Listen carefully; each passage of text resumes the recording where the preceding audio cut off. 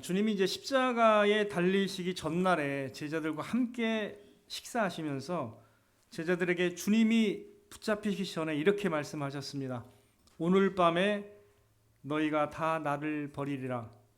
기록된 바 내가 목자를 치리니 양의 떼가 흩어지리라 하였느니라.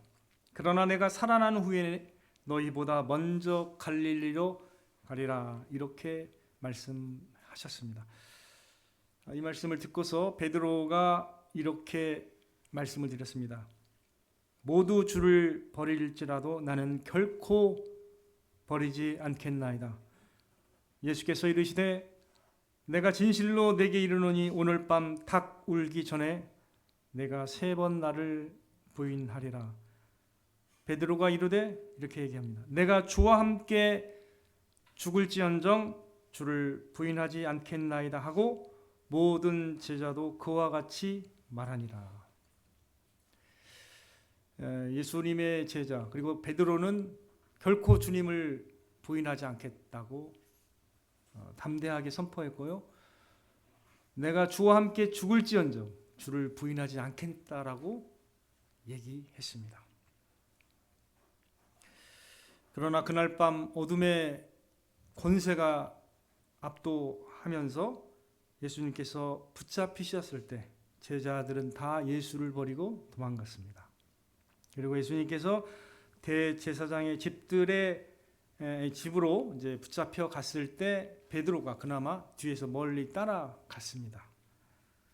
근데 베드로도 이제 사람들이 베드로를 알아보고서 그 뜰에서 3사람 정도가 너도 예수와 함께 다니던 사람 아니냐라고 딱 했을 때 베드로가 그 3번 다 저주하고 맹세하면서 예수님을 모른다라고 부인했습니다. 그날 밤 이루어진 사건입니다. 주님을 위해서 죽겠노라고 이렇게 고백했던 베드로가 사실은 그 어둠의 권세의 그 앞에서 두려워서 떨면서 예수님을 부인했습니다. 그 놀라운 그 베드로가. 닭 울음소리가 들리자 베드로는 닭 울기 전에 네가 3번 나를 부인하리라라는 예수님 말씀이 생각나서 밖에 나가서 심히 통곡했다라고 성경은 기록하고 있습니다. 베드로뿐 아니라 이 베드로와 제자들은 예수님이 군인들에게 붙잡히고 고난을 받으시며 십자가에서 죽으셨을 때 목자를 잃은 양과 같이 그들은 방향을 잃고 오직 두려움에 떨며 숨어 있었습니다. 사실 예수님이 3번이나 자신이 고난을 받으시고 죽으시고 3일 후에 다시 살아나실 것을 말씀하셨음에도 불구하고 베드로와 제자들은 이것을 생각하기가 싫었어요. 일단 예수님이 죽으신다는 것 자체가 너무 충격적이었고 그걸 생각하기 싫어했던 것 같아요. 그래서 알고 보면 이들이 믿음이 연약했습니다. 방향을 잃었고 또 두려워했던 이 베드로와 제자들이 그런데 어떻게 해서 이렇게 놀라운 변화를 맞게 됐을까요? 무엇을 보았기 때문일까요? 이들이 어떤 분을 보았기 때문이에요? 십자가에서 죽으셨던 그 물과 피를 다 쏟으시고 죽으셨던 그 주님이 어떻게 해요? 부활하셨기 때문에 그 부활의 주님을 보고서 그들의 믿음이 견고하게 확신 있게 이제 남게 된 것이죠. 2가지로 말씀을 드릴 수 있을 것 같아요. 부활의 주님을 만났기 때문이고 두 번째는 그들에게 그리스도의 영, 성령이 충만함을 받았기 때문입니다. 이 2가지 경험이 이들을 완전하게 바꿔놨습니다. 자, 베드로는요 이렇게 사람들 앞에서 예수님을 부인하는 3번이나 부인했던 사람이고 두려움이 많았던 사람입니다. 물론 열정은 있었지만 사실상 믿음이 연약했던 사람인데 이 사람이요 예수님을 만나고서 그리고 부활하신 예수님을 만나고 그리고 성령의 충만함을 받고서 사람이 완전히 달라졌습니다. 이게 예수님이 십자가에서 죽으신 후에 그리고 나서 사실 알고 보면 얼마 되지 않은 거죠. 예수님이 40일 동안 부활하신 몸을 가지고 이 땅에 계셨고 그리고 승천하셨습니다. 그리고 오순절날이기 때문에 그게 많이 시간이 흐른 게 아닙니다. 근데 딴 사람이 되어 있습니다. 사도행전 2장을 읽어보시면 여러분 베드로가 완전히 달라져 있습니다. 오늘 이 시편 말씀은 베드로가 전한 부활의 주님을 증거하면서 인용한 말씀입니다. 한번 우리가 사도행전 2장을 펼치셔서 잠깐 보겠습니다. 사도행전 2장 말씀을 한번 펼쳐 보시기 바랍니다. 사도행전 2장 22절부터 보시겠습니다. 사도행전 2장 22절. 베드로는 담대하게 이렇게 선언합니다. 오순절 성령 강림 사건 후에 많은 사람들이 궁금해해서 모였을 때 이렇게 얘기합니다. 같이 읽겠습니다. 시작. 이스라엘 사람들아 이 말을 들으라. 너희도 아는 바와 같이 하나님께서 나사렛 예수로 큰 권능과 기사와 표적을 너희 가운데서 베푸사 너희 앞에서 그를 증언하셨느니라. 그가 하나님께서 정하신 뜻과 미리 하신 대로 내준 바 되었거늘 너희가 법 없는 자들의 손을 빌려 못 박아 죽였으나 하나님께서 그를 사망의 고통에서 풀어 살리셨으니 이는 그가 사망에 매여 있을 수 없었음이라. 다윗이 그를 가리켜 이르되 내가 항상 내 앞에 계신 줄을 배웠으며 나로 요동하지 않게 하기 위하여 그가 내 우편에 계시도다. 이러므로 내 마음이 기뻐하였고 내 혀도 즐거워하였으며 육체도 희망에 거하리니 이는 내 영혼을 음부에 버리지 아니하시며 주의 거룩한 자로 썩음을 당하지 않게 하실 것이미로다. 주께서 생명의 길을 내게 보이셨으니 주 앞에서 내게 기쁨이 충만하게 하시리로다 하였으므로 이렇게 얘기하고 있습니다.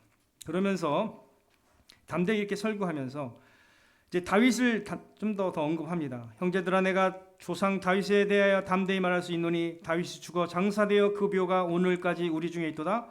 그는 선지자라 하나님이 이미 맹세하사 그 자손 중에서 한 사람을 그 위에 앉게 하리라 하심을 알고. 자 31절 같이 읽습니다. 시작. 미리 본고로 그리스도의 부활을 말하되 그는 음부에 버림이 되지 않고 그의 육신이 썩음을 당하지 아니하리라 하더니 이 예수를 하나님이 살리신지라 우리가 다 이 일의 증인이로다. 이렇게 담대하게 예수 그리스도의 부활을 증언하면서 전도했습니다. 이때 3,000명이 예수님을 믿게 되었습니다. 자, 두려움에 떨던 사람, 예수님과 3년이나 같이 함께 했으면서도 그리고 예수님이 죽은 나사로를 살리신 것을 봤음에도 예수님이 나는 부활이요 생명이라고 말씀하신 것을 들었음에도 불구하고 까마득하게 이들은 예수님이 살아날 것을 생각하지 못하고 있었던 것이죠. 인간적이죠. 자연적인 것만 믿어왔던 그들에게 예수님의 부활이라는 게 약간 어색한 거예요. 봤음에도 예수님이 사람을 살리는 걸 봤습니다. 썩은 냄새가 나는 죽은 나사로를 어떻게 해요? 살리신 걸 나타내 주셨습니다. 그걸 봤는데도 이렇게 두려워 떨고 믿음이 연약한 사람들이었습니다. 그런데 실제 부활하신 주님을 보고 만지고 어떻게 해요? 목격하게 되고 그리고 성령의 충만함을 받고 사람이 완전히 달라졌습니다. 확실하게 증언할 수 있는 하나님의 능력을 부여받고 이렇게 담대하게 선포하고 있습니다. 사실 부활은요 그리스도인의 신앙의 확증이고 능력입니다. 이게 되게 중요합니다. 만일에 부활이 없으면요 되게 우리가 실체 없는 능력 없는 추상적 종교가 될 수가 있는데 그렇지 않습니다. 오직 온 세계에 부활절을 얘기하는 데는 어디밖에 없습니까? 오직 기독교밖에 없는 것이죠. 그래서 부활은 우리에게 확증이고 놀라운 하나님의 능력임을 드러낸 사건이라는 걸 꼭 기억하셔야 합니다. 또 한 사람을 말씀을 드리면 사도 바울은 어때요? 예수님 믿는 자를 감옥 보내는 일을 전심으로 했던 사람입니다. 근데 이 사람이 누구를 만났어요? 예수님을 만나고서 부활하신 주님을 만나고서 완전히 바뀌었습니다. 이 사도 바울이 처음 설교가 뭐냐면 사도행전 13장이에요. 비시디아 안디옥에서 회당에서 다음다하게 설교를 하는데 사도행전 13장을 이번에도 한번 살펴보겠습니다. 사도행전 13장 말씀입니다. 33절부터 보겠습니다. 사도행전 13장 33절. 비시디아 안디옥의 회당에서 전한 말씀인데, 자 33절부터 읽습니다. 시작. 곧 하나님이 예수를 일으키사 우리 자녀들에게 이 약속을 이루게 하셨다 함이라.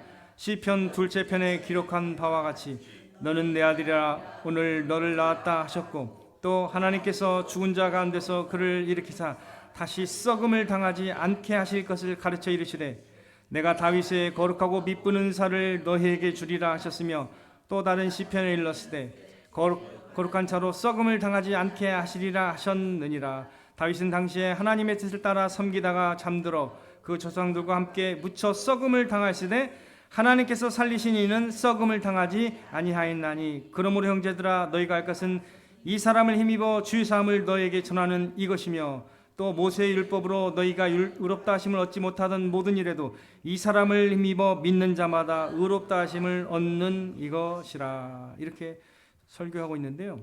이때도 34편 몇 절이죠? 또 다른 시편에 일렀으되, 이 또 다른 시편이 오늘 본문을 가리킵니다. 시편 16편을 가리키는 거예요. 주의 거룩한 자로 썩음을 당하지 않게 하시리라. 부활을 예언하고 또 부활을 예언한 말씀으로 받아들인 거죠. 시편 16편 말씀을 바울도 그랬습니다. 베드로뿐만 아니라 바울도 그랬습니다. 그래서 이 시편 16편은 그래서 그런 각도로, 그런 관점에서 우리가 이 시편 16편을 볼 필요가 있습니다. 자, 그럼 우리가 이 시편 16편을 다시 피시고, 우리가 흔들리지 않는 이유는 뭐냐면 주님이 우리와 함께 하시기 때문입니다. 그리고 여기서 보니까 9절에 보니까 이러므로 나의 마음이 기쁘고 나의 영도 즐거워하며 내 육체도 안전히 살리니라고 말씀하고 있는데, 우리의 마음이 기쁘고 즐거워할 수 있는 이유를 거기서 찾고 있습니다. 그러면서 또 하시는 말씀이 10절 말씀 보겠습니다. 이는 주께서 내 영혼을 스올에 버리지 아니하시며, 스올이라는 것은 악인이 가는 암울한 목적지입니다. 무덤이라고 생각하시면 돼요. 무덤이나 또는 어떤 죽은 자들의 영역을 스올로 표현해요. 근데 주님께서, 다윗이 자기 자신을 가리켜 내 영혼을 어떻게 해요? 주님께서 수월에 버리지 아니하실 것을 알고 있었습니다. 왜 그래요? 주의 거룩한 자를 멸망시키지 않으실 것이기 때문이라는 것을 알았기 때문입니다. 주의 거룩한 자, 이것은 예수 그리스도를 가리킵니다. 주의 거룩한 자를 멸망시키지 않으실 것임이니이다. 그래서 11절 결론이 뭐예요? 주께서 생명의 길을 내게 보이시리니 주의 앞에는 충만한 기쁨이 있고 주의 오른쪽에는 영원한 즐거움이 있나이다.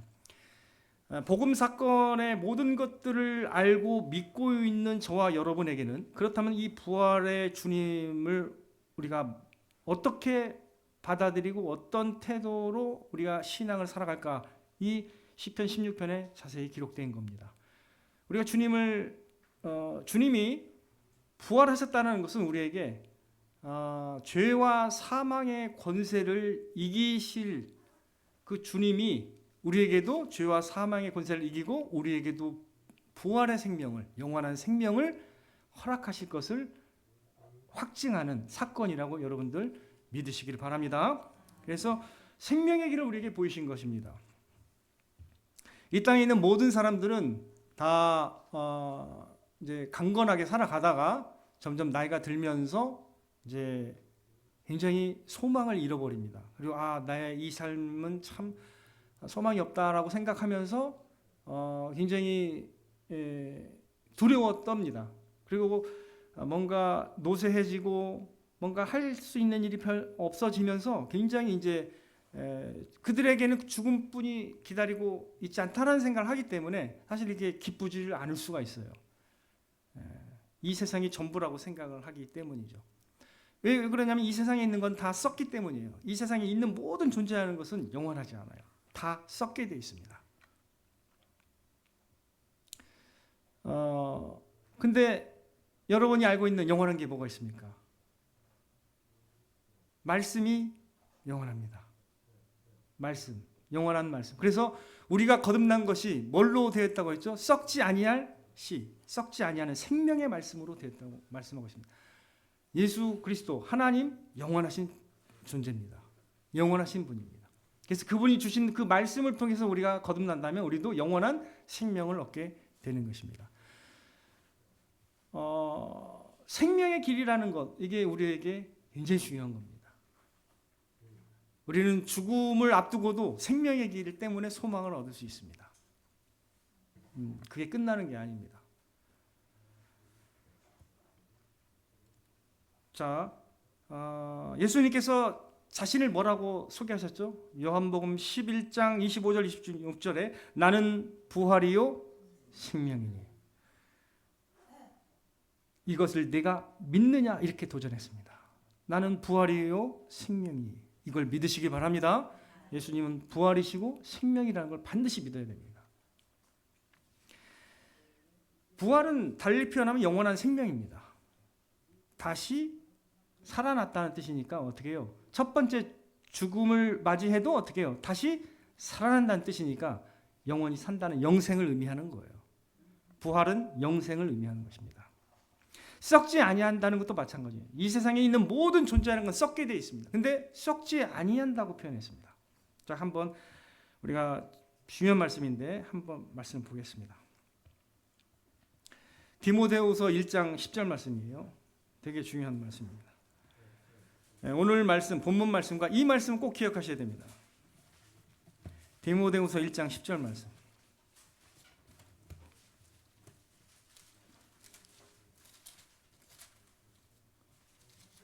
디모데후서 1장 10절 말씀입니다.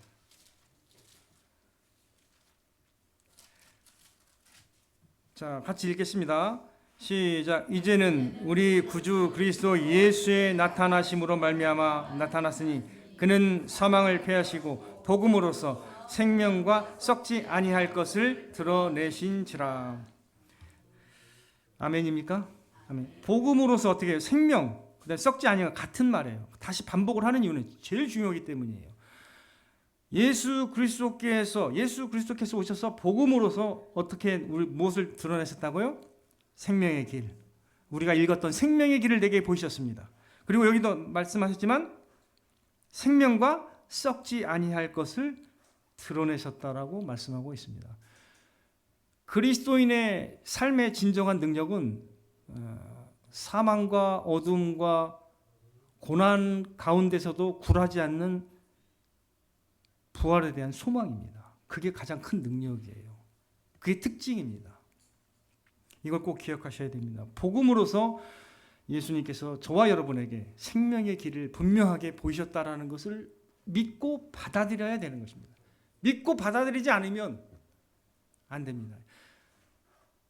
아들이 있는 자에게는 뭐가 있다고 했습니까? 요한일서 5장 11절에서 13절에 아들이 있는 자는 생명이 있는 거예요. 당연히. 이 생명이 그의 아들 안에 있는 그것입니다. 이 생명이 누구 안에 있다고요? 예수 그리스도 안에 있습니다. 그래서 이 생명은 영원한 생명, 부활의 생명을 의미하는 거예요. 나는 부활이요 생명이 같은 말이에요. 나는 부활이요 또는 나는 생명이니 같은 말입니다. 여러분들 그래서 여러분 죽음을 너무 두려워할 필요가 없습니다. 두려워해서는 사실 안 돼요. 그리스도인은. 죽음을 어떻게 해요? 기쁨으로 맞이할 수 있어야 됩니다. 그래서 예수님을 제대로 믿은 사람은 죄송한 말씀이지만 그런 분들이 있어요. 제대로 믿으면 어떻게 되냐면 죽을 때 엄청 얼굴이 좋아요. 그럴 수밖에 없습니다. 제가 그 우리 원복이 외증조 할아버지 얼굴을 봤는데 저도 같이 봤는데 그런 평안한 얼굴이 없어요. 훌륭하시더라고요. 항상 제가 이제 도전을 받는 분이었어요. 90세가 돼도 계속 찬송과 기도하고 막 이렇게 말씀 보고 이런 분인데 대단한 분이에요. 예. 저는 설교를 막 1시간 한다고 해서 사람들이 눈물을 흘리지 않는데 이분은 찬송 한 번만 부르면 눈물이 나더라고요. 저한테도. 그 정도로 이렇게 훌륭한 분인데 그렇게 살아간 분이 있어요. 얼굴이 달라요. 완전히 달라요. 네. 여러분들, 여러분 안에도 그런 믿음이 있기를 바랍니다. 네, 두려워하지 마십시오. 생명의 주님이 우리에게 계시기 때문에 우리가 흔들리지 아니하리로다. 그리고 주께서 생명의 길을 내게 보이셨으니 주의 우편에는 영원한 기쁨과 영원한 즐거움이 있나이다. 이렇게 노래할 수 있는 우리들이 되어야 됩니다. 부활의 신앙을 갖고 있는 사람은 이렇게 노래할 수 있어야 돼요. 기뻐할 수 있어야 됩니다. 진정 우리가 기뻐할 수 있는 근거가 있어요. 확증이 있잖아요. 만일에 예수님이 부활하지 않았다면 우리가 이렇게 말할 수가 없어요. 긴가민가 할 수 있는데 그렇지 않아요. 예수님이 부활하셨습니다. 원래 예수님 제자 중에 도마는 아예 안 믿었어요. 부활을. 그게 인간적인 거예요. 맞잖아요. 우리의 모습이잖아요. 아예 안 믿었어요. 다른 사람이 증언하고 하는데도 안 믿어. 내가 어디까지 해야 믿겠다고 했어요. 내가 그 손을 갖다가 내가 손에 그 사람 그 예수님의 그 창자국과 못자국에 손대지 않고서는 내가 안 믿겠다고 할 정도로 안 믿는 사람이에요. 근데 그 사람이 인도에 가서 순교했어요. 뭘 받길래? 부활하신 주님을 봤기 때문이죠. 그 능력을 받기 때문에. 이 세상에서 능력이 준 건 하나밖에 없습니다. 여러분 헷갈리지 마십시오. 진짜로 예수님만이 우리를 영원히 살릴 수 있는 분임을 믿으시길 바랍니다. 그 믿음으로 즐겁게 기쁘고 즐거운 신앙생활을 해나가시기를 주님의 이름으로 축원을 드립니다.